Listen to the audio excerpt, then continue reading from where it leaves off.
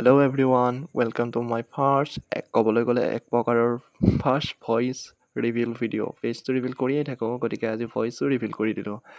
বাৰু যি কি নহওক, ভিডিঅ'টো বনোৱাৰ মেইন উদ্দেশ্য হৈছে আমাৰ APSCৰ প্ৰিলিমিনাৰী এক্সাম মানে প্ৰিলিমছৰ চিলেবাছখন আপোনালোকলৈ আগবঢ়াওঁ বুলি। গতিকে আহকচোন চিলেবাছখনৰ বিষয়ে আলোচনা কৰোঁ। Syllabus for combined comparative preliminary examination general study paper 1, যিটো 200 নম্বৰৰ হয় আৰু 100টা প্ৰশ্ন থাকে। প্ৰতিটো প্ৰশ্নৰ বাবে 2 নম্বৰ আৰু ভুল প্ৰতিটো প্ৰশ্নৰ বাবে থাকে 0.625 marks.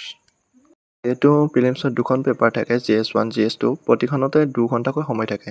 GS1ৰ current event and national international important, history of India and Indian national movement, Indian and world geography, Indian polity and governance, constitution, its and economy and social development.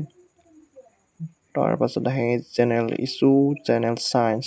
তাৰ উপৰিও জনাওঁ যে 30 পৰা 35 কুৱেশ্যন জেনেৰেল ষ্টাডি 1 পেপাৰখনত থাকে আমাৰ Assam related.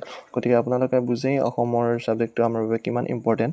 তাৰপিছত দ্বিতীয়খন paper 2খনত হয়, যিখন আমি CSET বুলি কওঁ, সেইখনতো প্ৰায় 2 ঘণ্টা সময় থাকে। কুৱেশ্যন থাকে 80টা।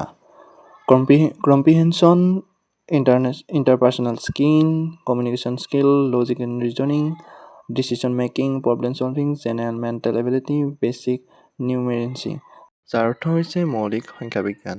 এইখিনিয়ে আছিল আমাৰ APSCৰ সম্পূৰ্ণ চিলেবাছ। ইমানলৈ ভিডিঅ'টো চোৱাৰ বাবে আপোনালোকলৈ আন্তৰিক ধন্যবাদ।